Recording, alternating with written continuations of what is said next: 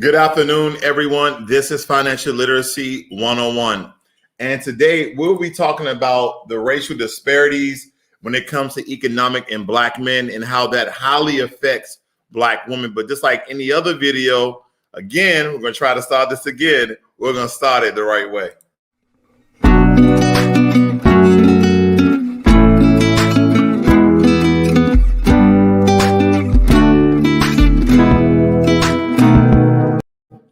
So unfortunately, the wealth in this country is unequal and is distributed by race, and particularly between white and Black. Because we already understand that the richest group next to the Jews are the Asians and then the whites. But essentially, the wealth disparities when it comes to the racial and wealth gap, and I said that very perfectly, the racial and wealth gap is between more likely white and Black households. See, foundational Black American families have a fraction of the wealth of white families, leaving them more economically insecure and fought with far few opportunities for economic mobility. As certain reports in certain journals and certain statistics, as you're reading those documents, even after considering positive factors such as increased educational levels, foundational Black Americans have less wealth than white Americans. Less wealth translates into fewer opportunities for upward mobility, and is compounded by lower income levels and fewer chance to build wealth or pass accumulated wealth down to a future generation. And that is what people talk about, building generational wealth. So when we get into these statistics, when we get into the numbers, we totally understand, as I'm sharing my screen here, we totally understand that there is a gap between the amount of money and education that white makes over Black, and it's by design. This is by design. So let's first look at the education disparity. So Black men, and all men are considering all men who are not foundational Black Americans. 50% of Black men attend college, while other men attend college at 60% rate. Those Black men who attend college, only 19% of them are awarded their bachelor's degree versus 32% of all other men. Then we get into less than high school diploma at 15%, and then all other men is 12%. Now, in those percentages, some of you may say, well, it's really not that many, but those percentages are essentially accounting for millions of people. So when it comes to the third to fourth largest minority, I mean, we're a third because we understand that Hispanics are second. Okay, when it comes to minorities, Hispanics are second, we're third, and Asians are fourth. These numbers accumulate to millions of people. Let's move on. Then we're talking to the hard numbers, and this information is coming from blackdemographics.com. That is blackdemographics.com. That is Black demographics taken upon foundational Black Americans, reporting for foundational Black Americans. Okay. So this is now a white institution who are giving us the numbers. These are our own people. Good afternoon, James C. Obleton III. Now, when we look at the disparities in education, now this somewhat computes to the disparities in economics. And we'll get into how that affect women at a high cost, okay? essentially those women who are deemed and who label themselves and who are actual when they say, hey, I'm an old-fashioned woman, okay? Because old-fashioned women, even back in the day, they didn't attend college, okay? But we understand that since this new wave of women empowerment and women equality and the Me Too movement, there's a lot more women going to college. But then again, even then with those women going to college, a lot of those women are not being in relationships and or married, and that's also by design. Well, let's empower the Black women so they don't have strength that's backed by the Black men. So now we have more aggressive men and we end up with more beta males. But I digress on that particular, that's a whole different other conversation and video. But when we look at the high school diplomacy rating, the high school graduate rating, if you notice, high school graduate includes equivalency. 35% of Black men are graduating at a roughly 7% more than all other men. But then we go down to the associate's degree, we go down to the bachelor's degree, it's a huge decline from 12%. All other men are gaining their degrees at 20%. Then when it comes to graduate and so on and so forth. Then we look at the bachelor's degree and higher, and then those who are attending college. So we are always at a high disadvantage when it comes to other groups. Now, let's see how that plays into the employment, okay? Because we're looking at percent who are in the labor force, percent of labor force who are employed, and then below the poverty level. If you notice, Black men, we're in this column right here. We're in bold numbers here. And then when you do the comparison, the huge disparity that you see is below the poverty level. You see that? 21% to 12%.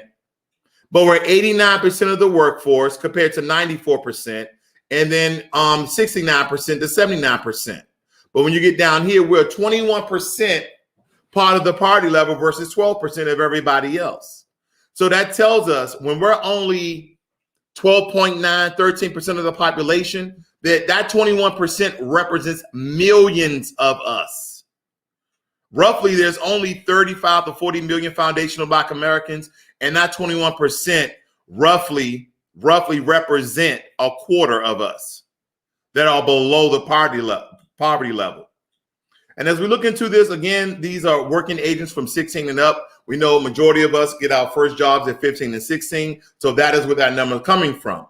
So when we look at the full-time median earnings from 2018, that's not too long ago, guys. That's only about, 3 years? We're making a median income of $41,000, which is $11,000 less than our Asian, white, and Hispanic counterparts. Okay? And then we can get into the hard numbers of the percent of amount of money that we're making. So I'm going to go right here to two meats, one potato. No earnings all year, 41% to 30%. They're saying 41% of Black males are not getting paid any money versus 30%. And when you take that 41%, again, that represents almost more than half of our population. Then I move down to those who are making money. Most of us are making anywhere from $30,000 to $50,000. And to be frank, I like to go on the most positive side. I say, 30 to 50% of African-American males, foundational Black Americans make about $50,000. But as we say 75,000 or more is only 13% versus a whopping 26% that doubles our numbers. That doubles our numbers. So when we look at when women say they want a high-paying man, they want a man, if I get pregnant, I want somebody to take care of all the bills. Well, the disparities are in economics that also has to do with the racial wealth gap. See, this is all by design. This is all being systematically done. Okay, let's move on. Occupational type. 41% are white collar compared to 50% of all other men. Blue collar is 36%. So, of course, we have a much higher rating in blue collar jobs because of what? The economic disparities in education. Okay, the economic disparities in education. Then service occupations, 23% versus 15%. Okay. Then we kind of went over these numbers already, but we get into some other numbers. Where are the Black men with jobs? Okay, this is another reason why there's that Black women are being highly affected. So when we look at the top 5 metros, we see Black men for every 100 Black women, 167 in San Diego, 139 in Seattle, 134 in Denver, 121 in Phoenix. And then the bottom half is Milwaukee, Birmingham, Little Rock, Cleveland, and St. Louis. These are Black men that are full-time working, of population of more than 50,000. And then when we get into smaller cities, you got Portland. It says Black men for every 100 Black women. Portland, Clarksville, San Jose, California, Providence, Rhode Island, Killeen, Texas, and that's mostly the military when it comes to Killeen, Texas, and Temple, Florence, Tallahassee, Mobile, Alabama, Greenville, Monroe. All of these numbers actually mean something when you're trying to find someone of substantial means. So men, this actually helps the men to understand where the markets, where you guys can get valuable jobs. Let me blow this up, valuable jobs. And then women are being highly affected because guess what? They're not going to cities. They don't live in cities where there's a high population of Black men who are making real money, who are making 50,000 or more. Okay. So we have to look at this because it totally directs into relationships, education, economics, and relationship. Education, economics, and relationship. This is the issues that we currently have, okay, compared to other groups, okay? These are the things that we have to look at. There are several key factors that essentially exacerbate the vicious cycle of wealth inequality. Black households, for example, have far less access to tax advantage forms of savings due in part to a long history of unemployment, discrimination, and other discriminatory practices. There's a well-documented history of mortgage market discrimination and other significant, less likely to be homeowners than whites. There are more white homeowners, even if we deal in the same percentages, than Blacks. And then when it comes to education, those who are going to school, if they were to obtain financial aid, financial support, and or scholarships, they come out of school still in the same poverty level because of the amount of debt that they can't pay off. These are things that we most look at because, again, these are systematic. These are very systematic. And these things are being overlooked time and time and time again. Persistent labor market discrimination and segregation also force Blacks into fewer and less advantageous employment opportunities than their white counterparts. This is what occurs to us each and every day. Foundational Black Americans have less access to stable jobs, good wages, and retirement benefits at work. Because essentially, when you look at retirement benefits, if you're not working for the state government, federal government, or a large corporation, if you're working for McDonald's or Burger King or Taco Bell or Dollar Store or anything of that level, you don't have health care. You don't have a retirement fund because more times than not, they make sure you're not a full-time employee. They make sure you don't get no more than 35 hours because they understand if we give them 36 hours, in some places that can consider full-time. So they make sure that you get 35 or less. And they have the managers who are on salary. They have the managers who are getting full-time, who their medical and eye and also their retirement's been taken care of. That's why managers always are looking to hire people so they won't hire you as a full-time worker. And that's why when you ask for extra hours, they go and say, oh, I'll have to get back to you on that. And they look at your time card, they're like, oh no, he's at 35. The next time on the next pay cycle, he will have to do that in his next pay cycle, or he'll be full-time. And they don't want to make you a full-time worker. See, all of these key drivers by which American families gain access to savings, moreover, under the current tax codes, families with higher incomes receive increased tax incentives that associate with both housing and retirement and educational savings. See, foundational Black Americans tend to have lower incomes, receive fewer tax benefits, even if they are homeowners or have retirement accounts. This is the persistent housing and labor market discrimination and segregation, worsening damage cycle of wealth inequality in this country for us. And if you don't think it's all by design, I'm here to tell you it 1000% is. And it derives in us being unmarried, single, broke, and poor. So let's look at this. Let's look at this. Who black men marry? 85% of black men have a black wife. So the whole notion that a lot of black men marry outside of their race, that's only 15% true. So let's start talking factual. Again, this is from blackdemographics.com. This was created by Foundational Black Americans for Foundational Black Americans. There are 479,000 more black men than married to black women. It says white refers to non-Hispanic, white alone, black to non-Hispanic, black alone, and then so on and so forth. Who black women marry?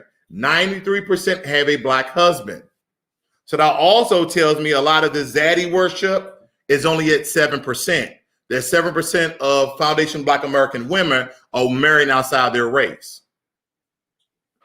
Now, we're not going to get into all the reasons why I understand why the number of black men are marrying non-black wives. We're not going to get into that. That's a very controversial issue. We won't get into that. And there's a lot of Census United States Bureau information here to account for that, because a lot of this has to do with economics. A lot of this has to do with economics. Let me show you something very quickly.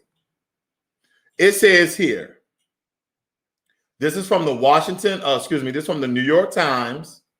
It says here, the extensive data shows punishing reach of racism for black boys.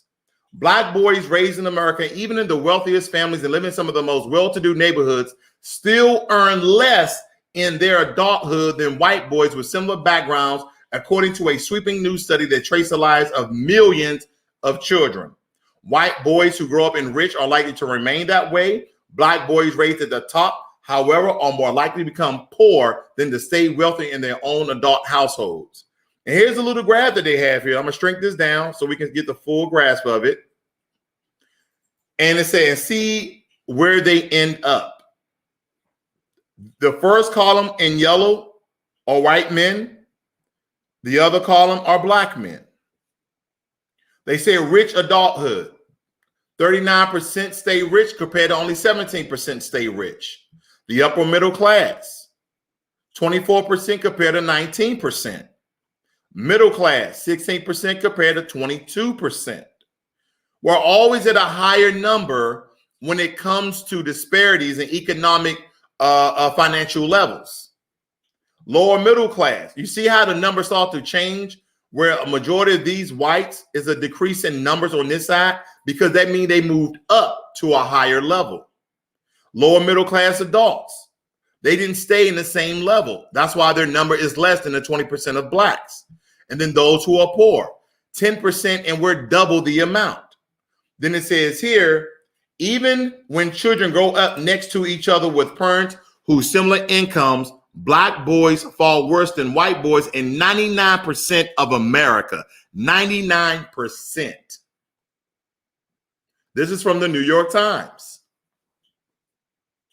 And it says here, according to the study led by researchers at Stanford, Harvard, and the Census Bureau, income equality between black and white is driven entirely by what is happening among these boys and the men they become.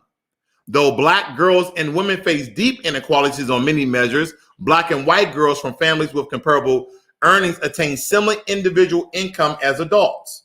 So essentially, the women are being affected as well.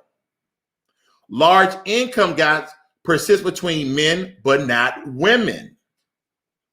It says here, black men consistently earn less than white men, regardless of whether they're raised rich or poor. Then we look on the other side, no such income gap exists between black and white women raised in similar households. So this automatically tells you that they are raising up our women to be leaders of the household versus the men. Now, majority of women would tell you that they see their man as a leader of the household, but not when economic plays a role, not when mass media plays a role, not when wealth disparities and economic and education, racial discrimination plays a role. That is not the case. This is why you have those overly aggressive women who are raised by a single household, and when you get to them, as though you're dating a man. Me and my fiance had a discussion about this earlier, and essentially this is how you came to be such a large population of beta males versus alpha females. You can tell right here, why is it such a disparity in the men, but white women and black women meet in the middle here? See, we're talking about, it says right here, black men consistently earn less than white men, regardless of whether they raised poor or rich. Look at the disparity. We're the blue, they're the yellow. No such income gap exists between black and white women raised in similar households. This is all by design. This is where we're not understanding, ladies and gentlemen. Okay? Because when you look at certain reports focused on wealth disparities between blacks and white in certain households, it is important to note that Hispanics, Latinos, and certain Asian American Pacific Islanders, household wealth falls far below their white counterparts, but are way above their black counterparts. Hispanic families have only slightly more wealth than black families, but they still have more wealth than we do. And we are the original Aborigine people of this land. Now, I think it was 2015 I read this, since 2016, the median wealth for black and Hispanic families was $17,600 and $20,700, respectively, compared with white family median wealth of $171,000. Can I say that again? Black families were at $17,600, Hispanic families were at $20,700, and white families were at $171,000. The disparity between white and the Asian Island Pacific Islanders' wealth is often overlooked because collectively their average and median wealth is comparable to whites. This is, however, significant. This is significant wealth inequality among the Asian community households compared to the white community households versus black and Hispanic.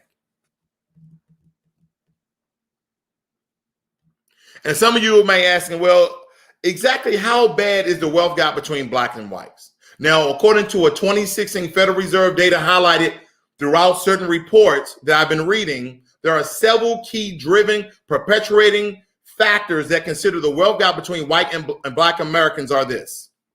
Foundational black Americans own approximately 1/10 of the wealth of white Americans. 1/10 of the wealth of white Americans. So how can I make an example of this? I don't know. You got $10. They got 10, you got $1. That is the difference. Okay? They have 10 times more money than you do, or 9 times if you subtract your $1. You have nothing, they still have 9 times more than you. That's very, very easy math that anyone can understand. Okay? The black and white wealth gap has not recovered even from the Great Recession in 2007. Because immediately before the Great Recession, the median wealth of blacks were nearly 14% of whites. Although foundational black Americans increased at a faster rate than whites in 2016, blacks still own less than 10% of whites. Let me say that again.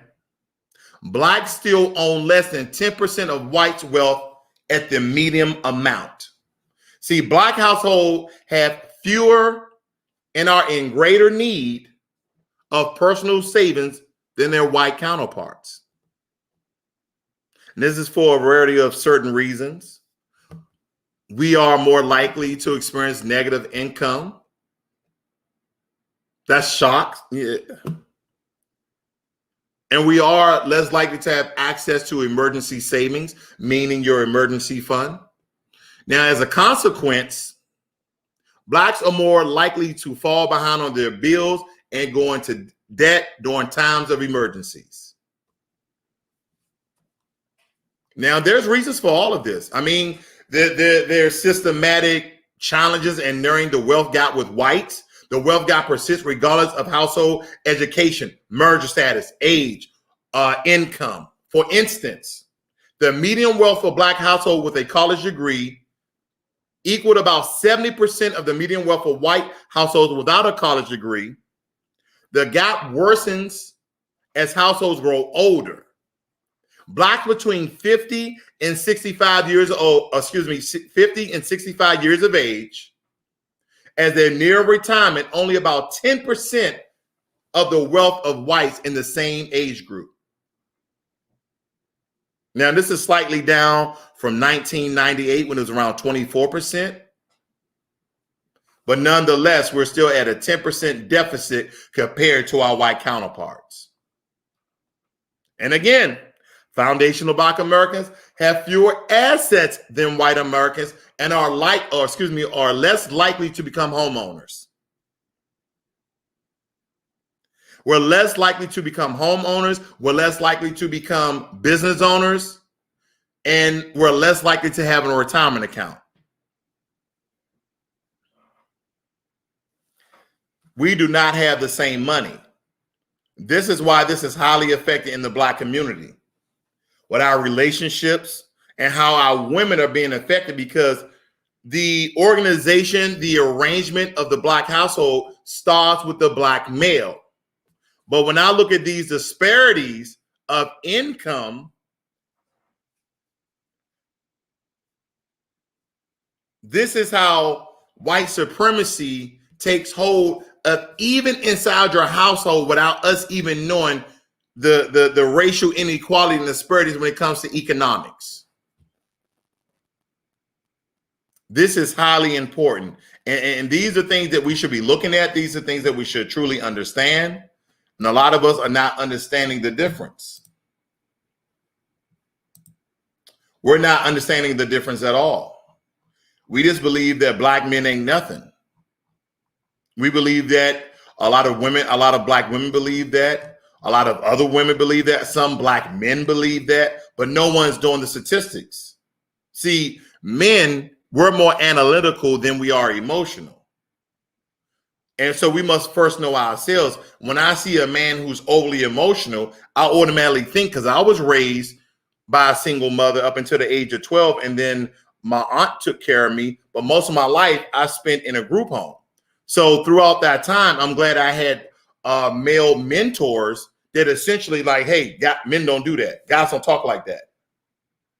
I had some corrective behavior in order to shape me into the man that I am today. And I'm still getting mentored each and every day by, one of my 6 or 7 mentors.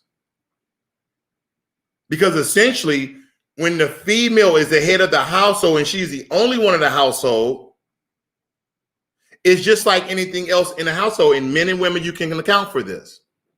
Women are harder on their daughters and softer on the men, while men are harder on their sons and softer on their daughters.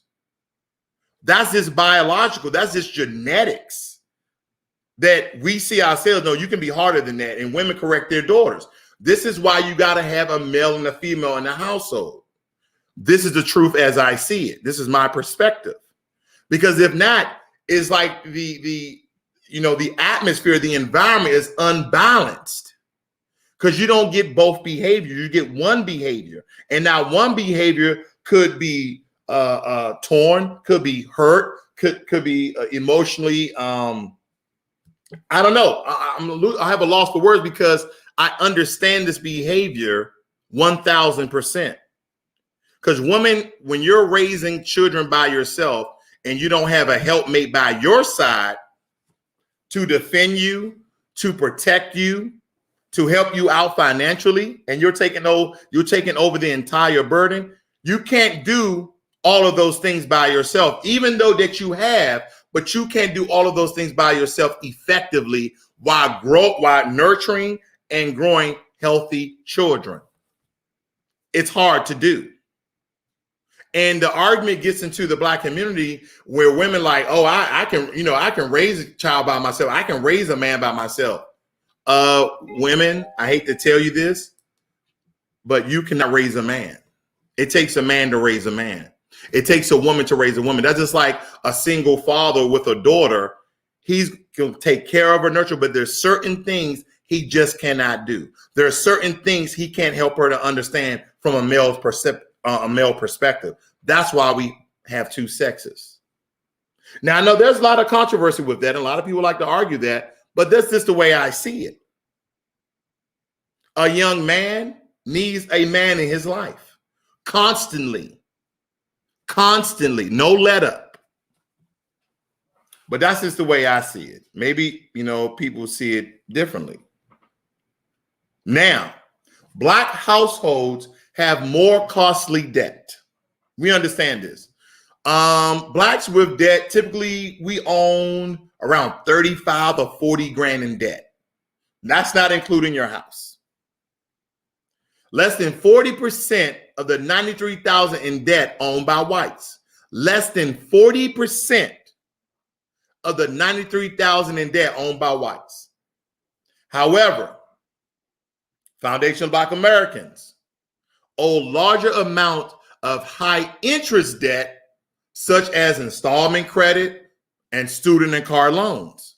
The debt they typically owe is more expensive than their white counterparts. See, we carry larger credit card balances, majority than whites. We do. That has a lot to do with social media. That has a lot to do with growing up impoverished. Because when you get money or you have access to money, you just spend it and you want to look rich while you still live in the ghetto. But see, that's a psychological issue. And more times than not, I can recall myself, speaking on certain groups of people in certain neighborhoods. I'm talking about my own though. And I'm like, why would they spend all that money on that car or that clothes?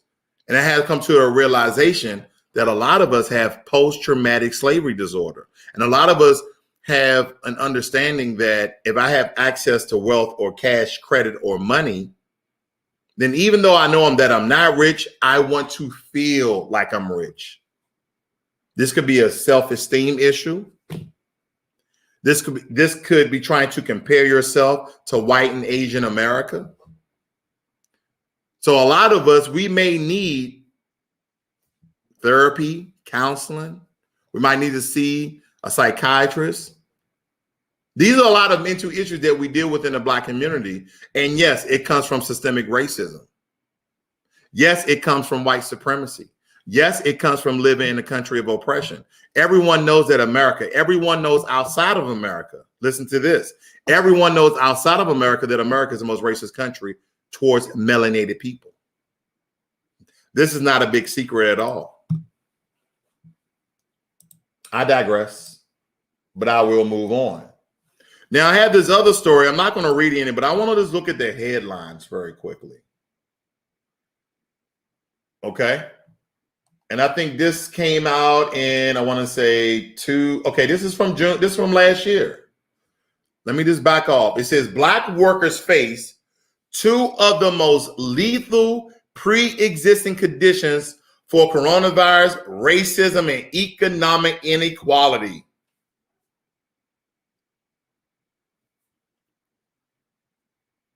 Coronavirus, racism, and economic inequality.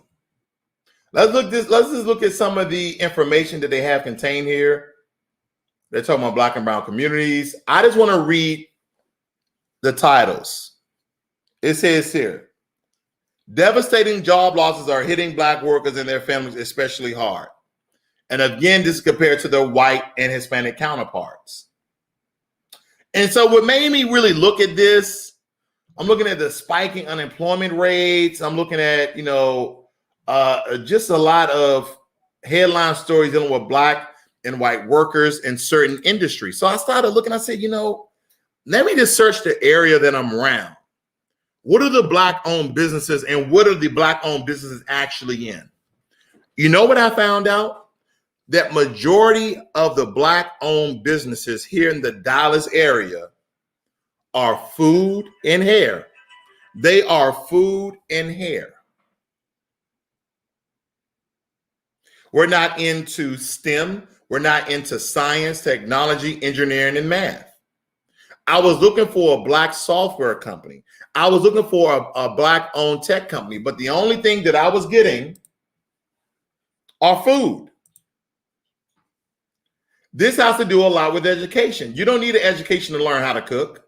I mean, unless you're going to go to one of those blue, cordon bleu courses and become, comment allez-vous, a French chef or some sort. But I'm looking at this. These are all Black-owned restaurants in the area that I live. Wing Snob, Black-owned. Roots Chicken Shack, Black-owned. Pangea Restaurant and Bar. Now, this one's really good. Black-owned. Say Rich Southern Cuisine, Black-owned. Tasty Chicken. DJ Steakhouse. In the Cut Cafe. Cookie Society, Black-owned. The Island Spot, Black-owned, Black-owned, Black-owned. All food. Then I said, well, let me look for another search. So I went here. And I say, okay, Black Chamber of Commerce. I'm not dealing with that. But we got Pan African Connection Bookstore. We got another bookstore. OG's Chop Shop. That's just a haircuttery place. TT's African Style. That's a hair salon with hair products. We got Footprints. This is a gift shop of some sort. Honey African. Blades and Shears. That's the place where you get your hair cut. The Fade Shop, haircut. Good Stewart. Now, this is supposed to be a Black-owned consignment shop. And consignment shops, you can find like furniture and other novelty items. You have the African Mart. That's a grocery store. That's food again. Chandra's Trunk Boutique. That's a clothing store. We got Hair Plus Beauty Supply. Beauty Academy. Trendsetters Beauty. The New You Barbershop. Elite Cuts Barbershop. Chopping Barbershop, and One Nutrition Shop. So majority of our businesses are in industries that essentially people need. People need to eat. People need to get their hair cut, and people need to get their hair maintained. But essentially, these businesses, again, there's so many of them. There's really not a need for all of them. We need to start branching out into other industries. Consulting, technology, engineering, and you have to essentially push your kids into this because there is a large economic wealth gap between Blacks and whites. Now we understand the systematic issues that our race actually encounters, but essentially we're not helping. We're not helping ourselves when we're just talking about food and hair. And the food and hair thing goes with Black male and Black females. Yes, we want to get into business that we understand. I got it. We want to get into businesses that we know how to do. I got it. But there's a lot of you with degrees and certifications that are in non-food and non-hair sectors. Non-food and non-hair industry. We need more IT. We need more people with mathematics and engineering. We need more scientists. These are how we create our own.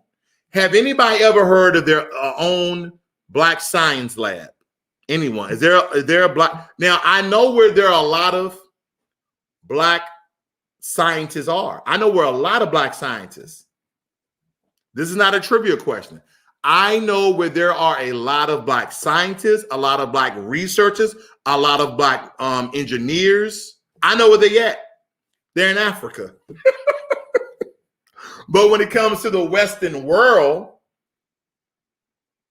of having a large entourage of groups of people in business or in the workforce, it doesn't exist. It doesn't exist. We're into food, hair, entertainment, and sports. And then when I look at those industries, who control and run those industries? White and Asians. Asians bar none, control the hair industry. Bar none. Because the question is this, clippers, right? You can cut white people hair with clippers, black people hair with clippers, but who make the clippers? Is there a black organizations that creating clippers that can cut black hair? See, I think it on a very systematic level. Who is supplying these black barbershops? Who are supplying these black beauty salons with their equipment, materials, and products? It's usually Asians and whites. Last time I checked, there was one black distributor, black manufacturer of products in America. One. Asians own 98% of the market. Asians own 98% of the market. Now, there's a lot of black shops in the Dallas area. There's a lot of black shops in the Atlanta area. But who are they being supplied by?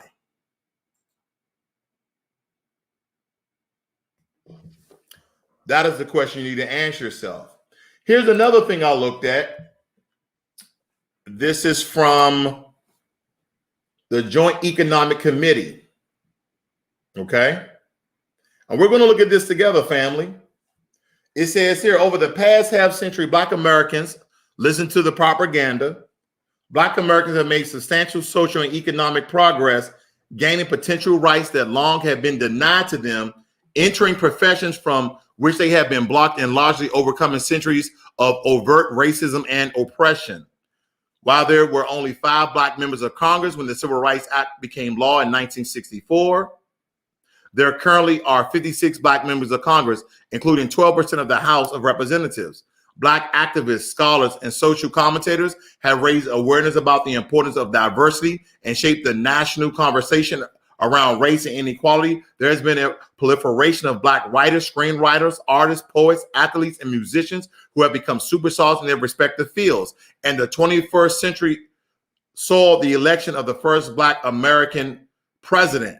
Now, we need to understand that they should have said the first black immigrant president, but I digress there. And if you notice, if I come back here, ladies and gentlemen, we see writers, screenwriters, artists, sports, and athletes. What don't you see? I do not see the future.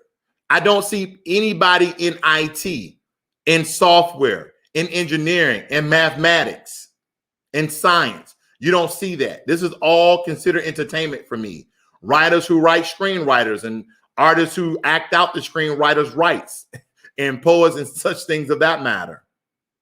Millions of Black Americans have also have been benefiting from the opportunities created by the de-jure end of Jim Crow, entering the middle class for the first time, earning an undergraduate and advanced degrees, receiving higher wages, achieving professional success, and raising children who build on their achievement. Now, this is true on a very small percentage level, nonetheless. But we're going to start getting to where they start telling the truth. We're getting there.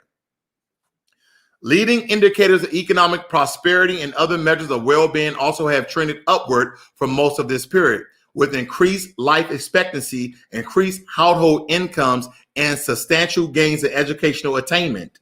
However, don't you hate that word, however, but, or except? It just reminds me of the Constitution when they tell you that slavery is abolished except. Here we go. These very visible signs of improvement mask deep inequalities that relegate tens of millions of Black Americans to second-class status, also known as second-class citizens, okay? Here's where I'm at. With far fewer opportunities to achieve good health, political influence, prosperity, and security than other Americans. And this is the portion, you Joe Biden supporters, where you forget. Political influence. With far fewer opportunities to achieve good health and political influence. This is why we're so easily convinced, because we lack fewer opportunities. We are second-class citizens. I'll move on. Prosperity and security in other Americans. The majority of Americans fail to recognize the magnitude of these problems. For example, a 2019 study found that over 97% of respondents vastly underestimated the huge gap between the median wealth held by Black families at $17,000. $17,000. They're telling us when you accumulate 40 million paychecks together, that it only equals out to $17,000, and white families are a whopping median wealth at $171,000. Are you freaking kidding me? The median wealth for Black families is $17,000 versus their white counterparts at $171,000, a ratio of 10 to 1. You see how we're going over the same points, whether it be federal, private, or state. And this is on a federal level that the Senate is telling us the racial disparities in this country. See, if you look hard enough, every now and again, you'll get a politician to tell the truth. But it'd be on sheets like this that nobody ever knows. Respondents estimated the gap to be 80% points smaller than the actual divide. It also says the data reveal a much different story, with leading indicators of socioeconomic well-being showing that on average, Black Americans face much more difficult circumstances. Listen to this. It says with leading indicators of social and economic well-being showing that on average, Black Americans face much more difficult circumstances than their white counterparts. For example, Black Americans take home less in income, are far less likely to own their own homes, and live shorter lives than white Americans.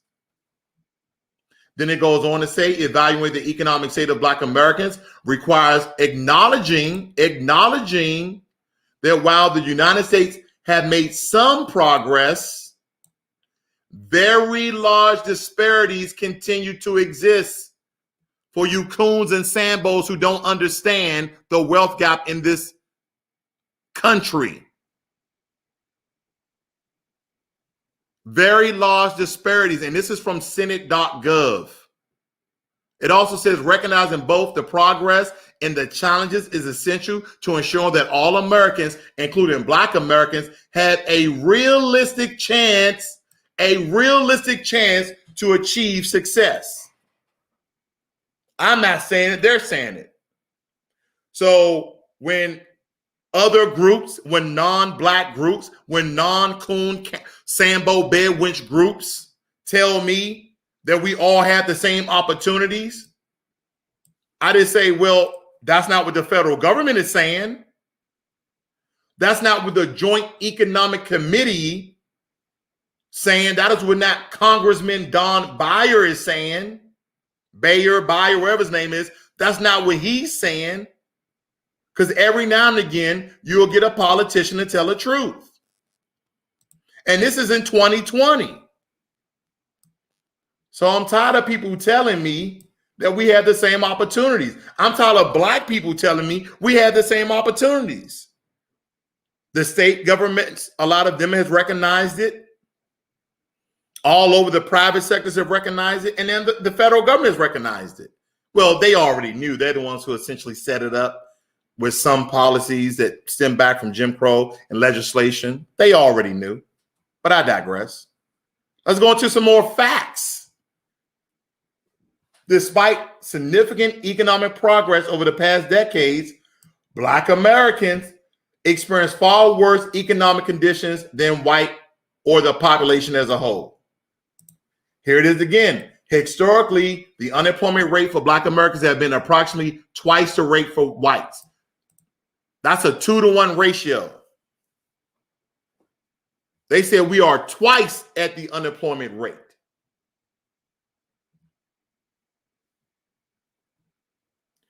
Right here, the difference in the unemployment rates for Blacks and whites shrinks for college graduates. However,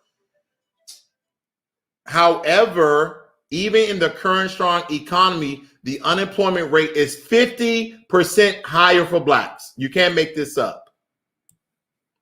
Now, you guys, you saw how I went to black demographics at first. For you guys who are just joining in, if you want to rewind the video a little bit, I went to blackdemographics.com, where blackdemographics.com is a site set up by black people, the statistics collected by black people, and this reporting for black people. So I am just basically comparing the two, and they mirror each other. So it's not like saying, oh, well, you know, you guys reporting on yourself, so you guys can make up your own reality. Well, I've been looking in private sectors, government sectors, and it's still a 10-to-1 racial wealth gap. But we talked about all the disparities when it came to education and unemployment. Now we're talking about college. This is from Senate.gov. This is a Joint Economic Committee telling us the difference in the economic disparities. White strengths for college graduate, however, in the current strong economy, the unemployment rate is 50% higher for Black Americans. During the majority of the past 50 years, Black Americans have experienced unemployment rates that were experienced by the entire population will be seen as recessionary. Black workers have been disproportionately hurt by the overall decline in union membership and the decreasing power of unions. The typical Black household earns a fraction of white household, just 59 cents for every dollar. So you guys got the same job, same education, same experience. He's making $1, you're making 59 cents. The gap between Black and white annual household income is about $29,000 per year. Black Americans are twice as likely to live in poverty as white, twice as likely to live in poverty. Black children are 3 times as likely to live in poverty as white children. And then again, the most staggering number, this is from my thumbnail that you guys saw. I will keep repeating this. Look at this. The median wealth, that's the average, that's the sum, is $17,000 for Black families and $171,000 for white families. You cannot make this up. The wealth gap between Black and white household increased with education. Much less than half, 42% of Black families own their homes compared to almost 3/4, 73% of white families. 42% of Black people own their own homes versus 73% of whites own their own home. That's about a 31% difference. High school graduation rates for Black and white Americans have nearly converged. The shares of Blacks who are college graduates has more than doubled since 1990 from 11 to 25%, but still lags far behind whites. So again, I was over here and we were talking about education. We were breaking it down in jobs. Okay. This big advertisement out of here. And we're talking about the education. And we see here, if we come right to this number, some college no degree is 23% of Black men saying we do not finish versus 20%. Okay. Can you just...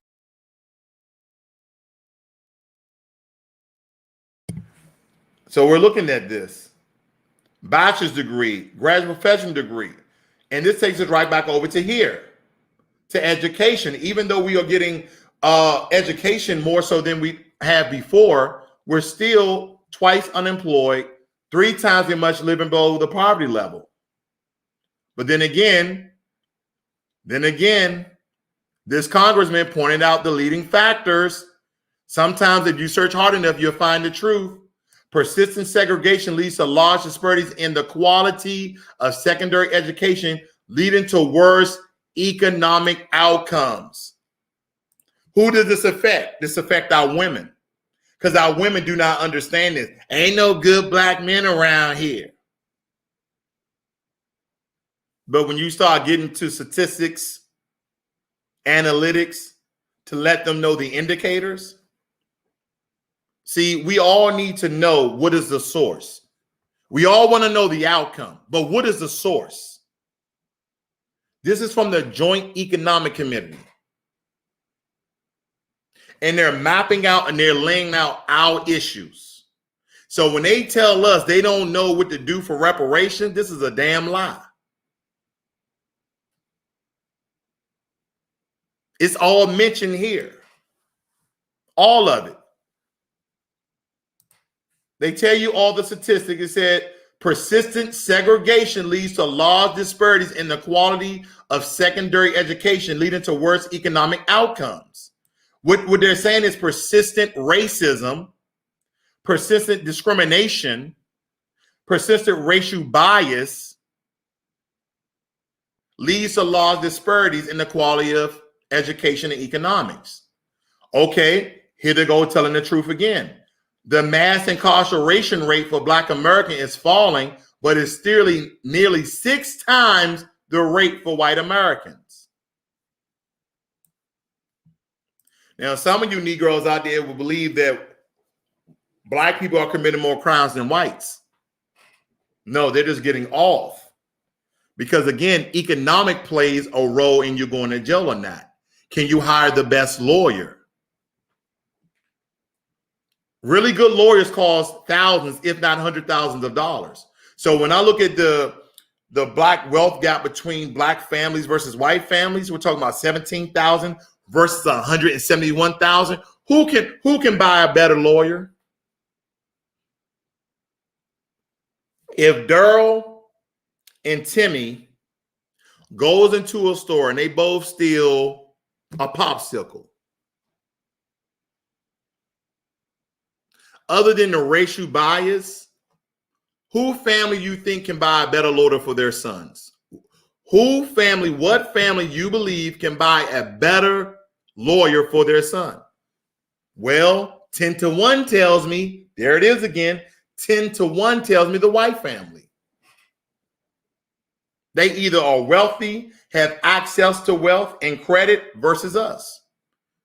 We have $35,000 to $40,000 of credit debt in some form or fashion, installment loan, credit card, student loan, etc., compared to our white counterparts. I'm just saying. Then they tell us again here, mass incarceration for Blacks is still nearly 6 times the rate for white Americans.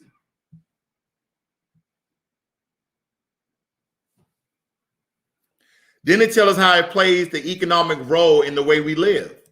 Black Americans have a life expectancy 3.6 years lower than a non-Hispanic white American.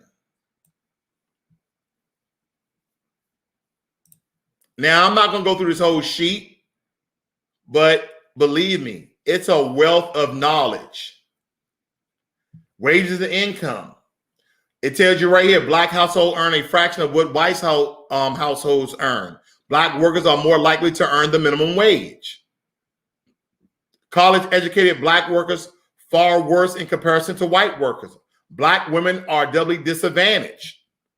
And again, if you guys want to look this up for your own research, this is from the United States Congress by the way of the Senate Joint Economic Committee. So you can find this at jec.senate.gov. That's jec.senate.gov. And this is the economic state of Black America in 2020. But when I look at our president, Jim Crow Joe, signing protections and executive orders for Asian Pacific Islanders, again, I'm not a hater. They getting theirs, but the only question I have, when are we going to get ours? Why wouldn't we? We're the race. We're the group of people who everybody knows. It's like we all live in the same neighborhood and my house is on fire. But you would rather go put water on everybody else's house so theirs don't catch fire. But my house is on fire. Don't I need the water more so than a person's house who's not on fire? They're like, well, let's put water on these houses so they don't catch fire. But what about the gentleman's house that we can actually save? Well, we don't want these other houses to catch fire. Yeah, I understand that. But this gentleman's house is on fire. We can actually save his house. But what about the other houses? But sir, the other houses are not on fire, but they could be.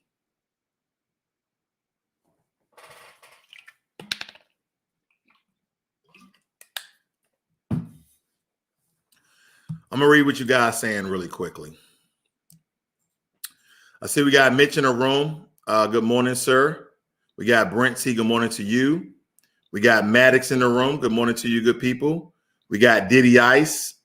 He says good insight and research. Well, thank you, sir. I appreciate that. He said not everyone could be Samuel Jackson. That is the truth. Let's see what else he says. The median wealth of Black Americans will be 0 in 2050, according to some research. I read that as well. Because the reason before that is because the immigration policies of Joe Biden. Okay, for foundational Black Americans, we're soon going to become the fourth minority. And as Dr. Claude Anderson said, if you didn't receive anything at number 2 and now number 3, do you think you're going to receive anything when you're the fourth minority? Let me answer that for you. Hell no.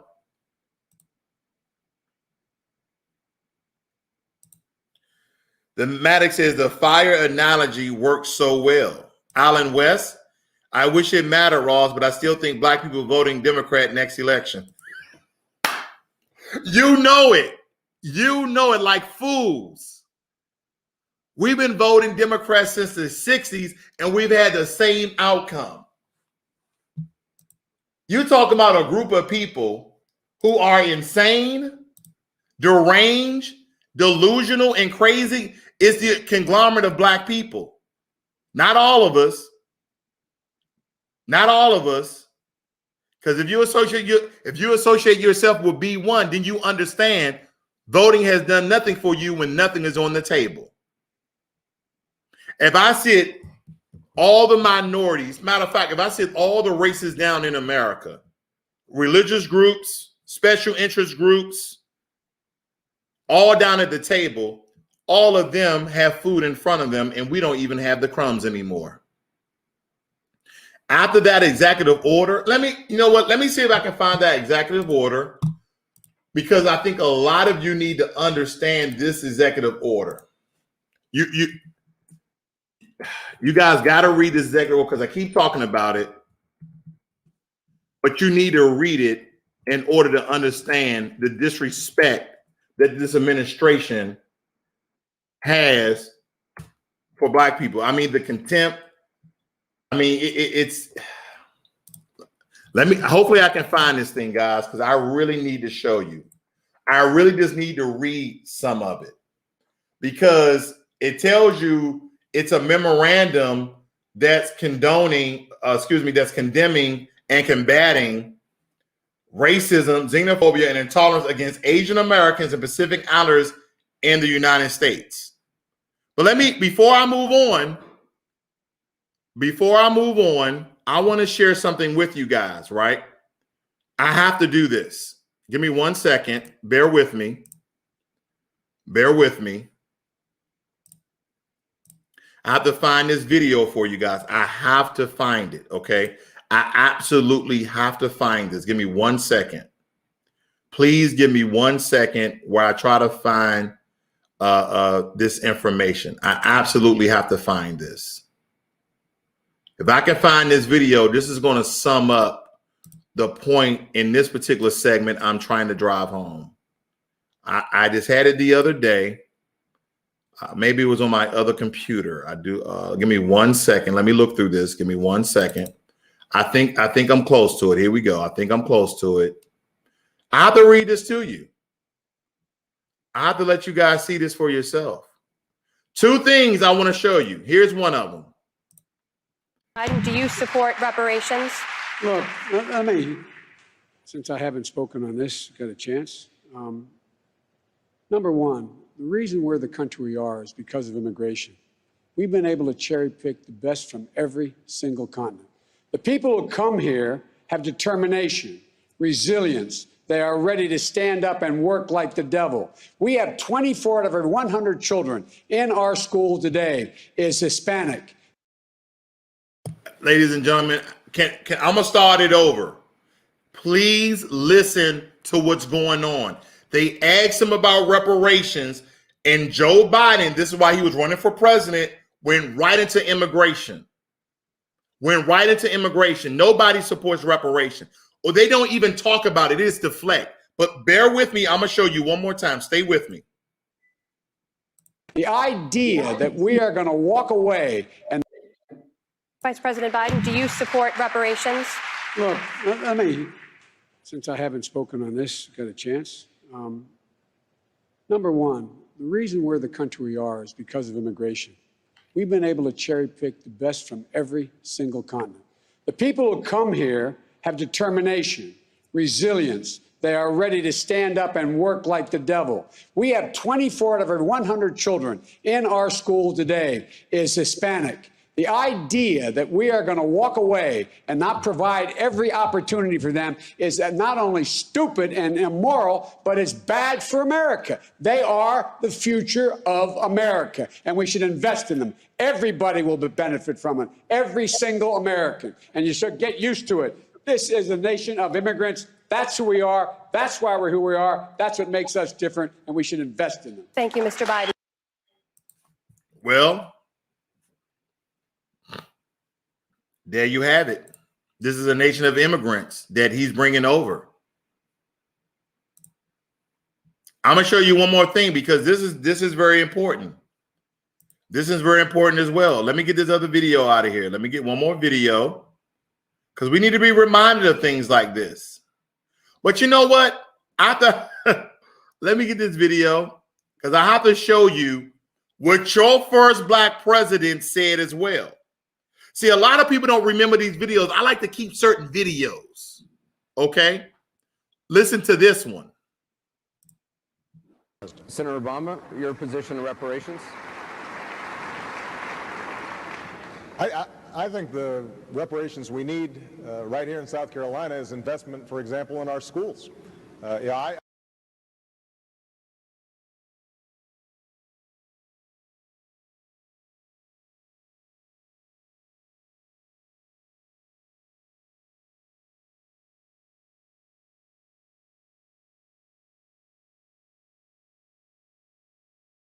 Family, I had to pause that for a second. I was muted, but the point is that asking Barack Obama, does he support slavery for the descendant of slaves? This is what Obama said. Do that as president. Senator Obama, your position on reparations? I think the reparations we need right here in South Carolina is investment, for example, in our schools. I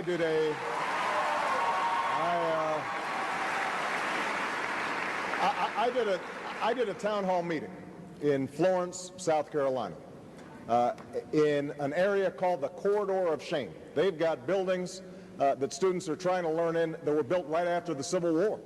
And we've got teachers who are not trained to teach the subjects they're teaching in, high dropout rates.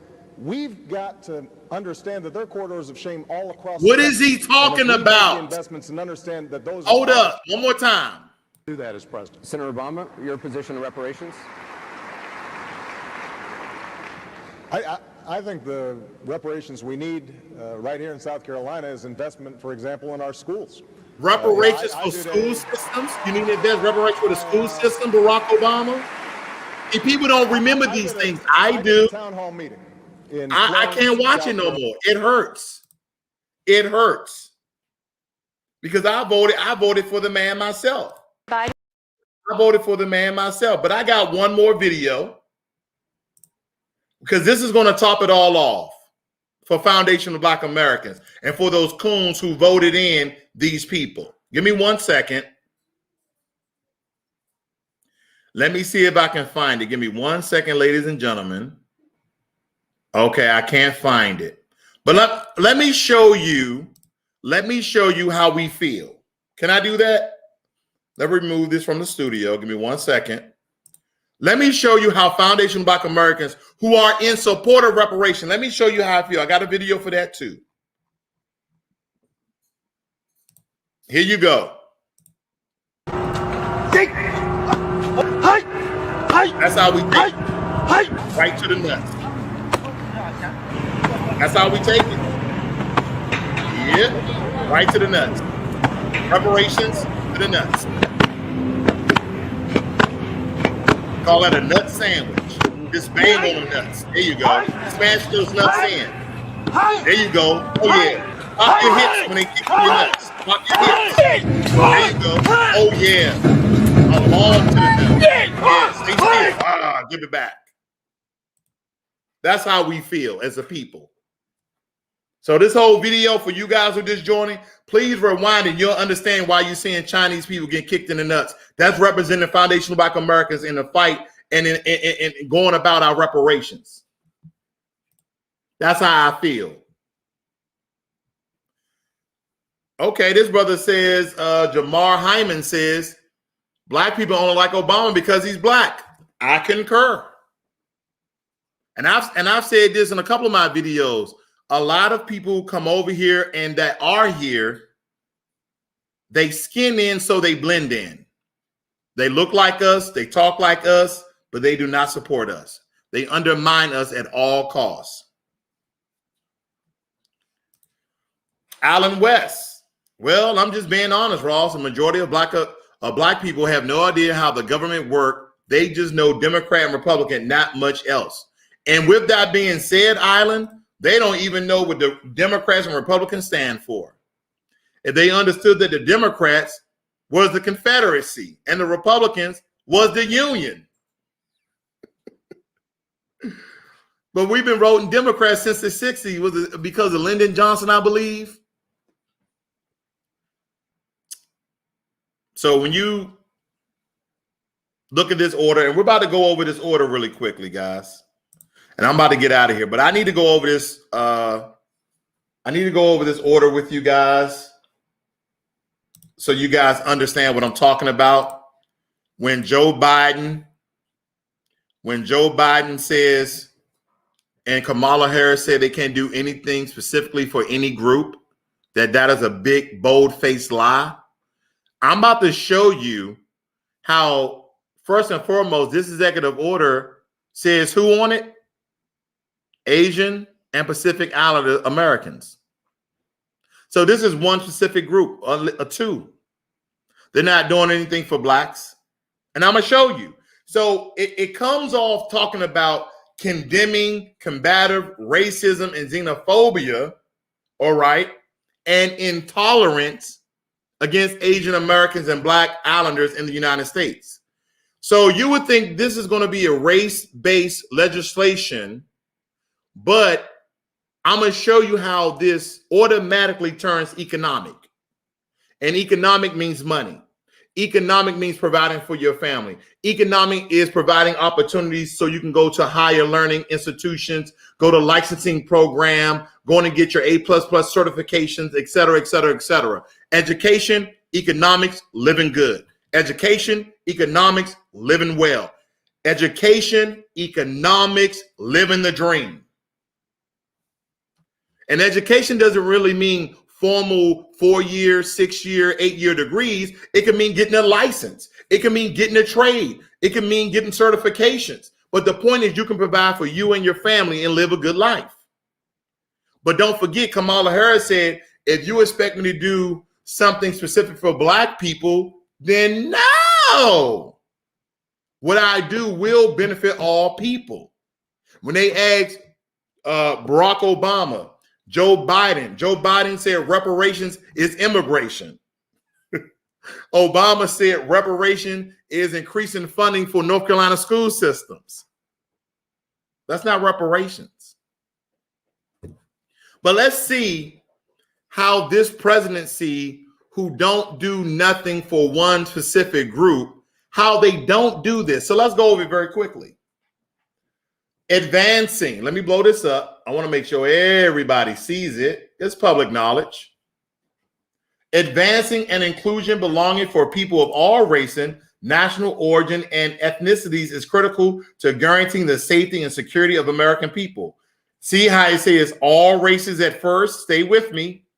During the coronavirus disease, blah, blah, blah. Then we start getting to what? pandemic, inflammatory, and xenophobic rhetoric has put Asian and Pacific Islanders, person, families, community, and business at risk. It's put them at risk, right? See how it says all races, but you get very specific right here. AAIP is Asian American Pacific Islanders families at risk. Do we see that? Then very easily I can go back over to the joint economic state of Black America, and I can go now to the fact sheet. And what it says here, the unemployment, this is 2020, the unemployment rate for Black Americans have been approximately twice the rates for whites. So where's our executive order, Joe Biden? Huh? Where is it? You guys still, let me go back. The federal government must recognize that it has played a role in furthering these xenophobic sentiments. Are you fucking kidding me? The federal government has recognized what they've done to Asian Americans,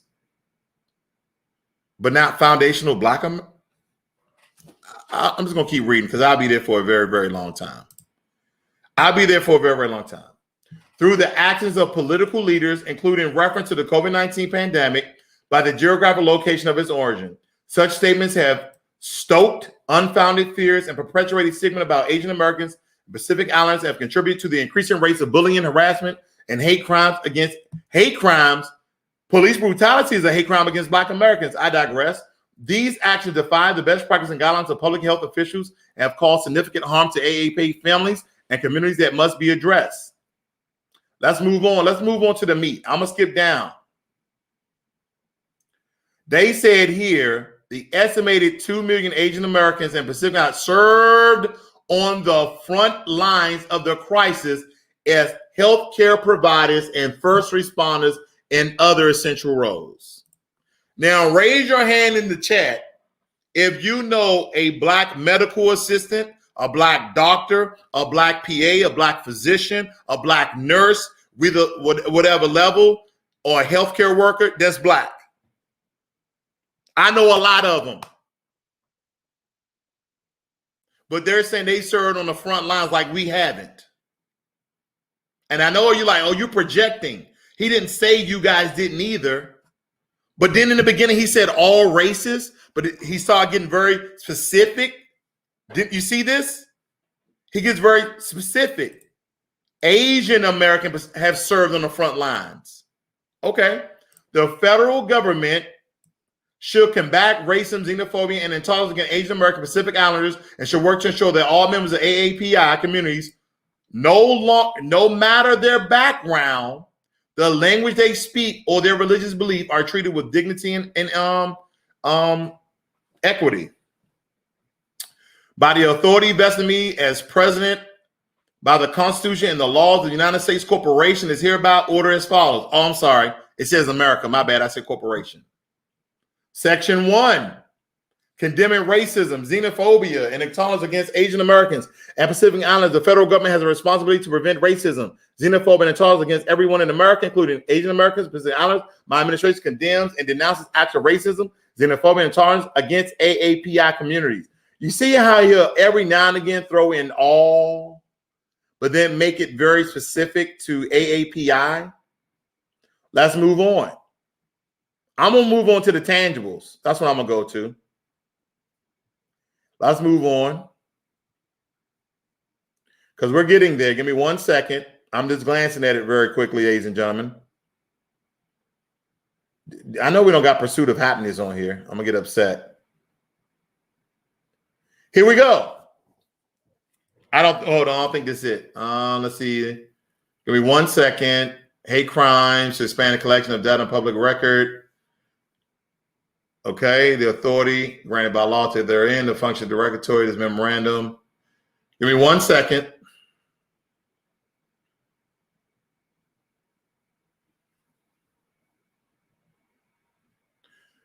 There's a part in here where they start protecting the businesses. I think I passed it. Give me 1 second. It talks about the agencies and their protections. It says here that the coordination with the COVID-19 Health Equity Task Force consider issuing guidance describing best practices for advancing cultural competency, language access, and sensitivity towards Asian Americans and Pacific Islanders in the context of the federal government of COVID-19 and developing any such guidance. The Secretary should consider the best practice set forward by a public health organization and expert for mitigating racially discriminatory language in describing the COVID-19 pandemic. It talks about xenophobia, pursuit of happiness. It talks about bullying, harassment, hate crimes, to expand collection of data, public reporting regarding hate incidents against such individuals. Then it tells you how we're still in charge. See, this next portion is telling you how essentially that white Americans still in charge of every race, because it says this. Listen to this. General position, nothing in this memorandum shall be construed to impair or otherwise affect. That means they get a pass. Once again, this is the federal government implying their own impunity. It says nothing in this memorandum shall be construed to impair or otherwise affect the authority granted by the law to an executive department or agency or the head thereof. That means any organization in the federal government. The functions of the director of the Office of Management and Budget relating to budgetary, administrative, or legislative proposal. This memorandum shall be implemented consistent with applicable law and subject to the availability of appropriations. The independent agency are strongly encouraged to comply with the provisions of this memorandum. So they get their power. Did anybody see anything close to this for Black Americans? Anybody? Did I miss it? Did I miss it? Did I miss it? I think I missed it. But okay, they did that. He did that for Asians. Okay. Then I don't really talk about this one too much.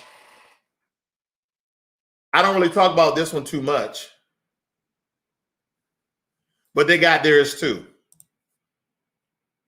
Because the reason why I don't talk about this much, because this is for all the LGBTQ community.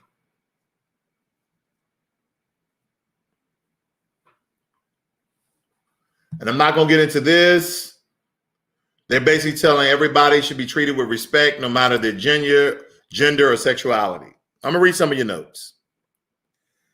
We got Jamar Hyman. He says, Democrats use what happened to George Floyd to win over steal our vote.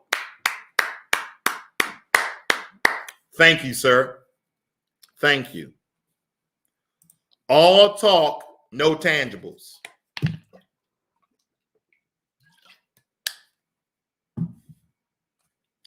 All talk, no tangibles.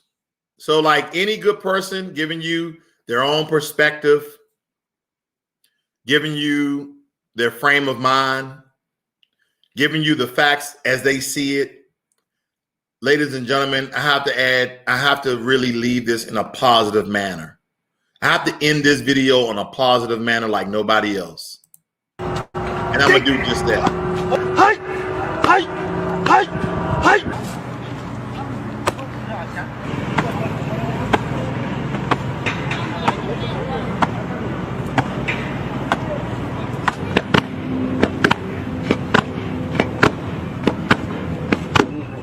Taking it to the nuts. All day, every day. This is foundational Black Americans. Every day, all day from white America. White America, taking it to the nuts. Look how we take. We put our hips into it. Oh, yeah. Give it to me again. Oh, yeah.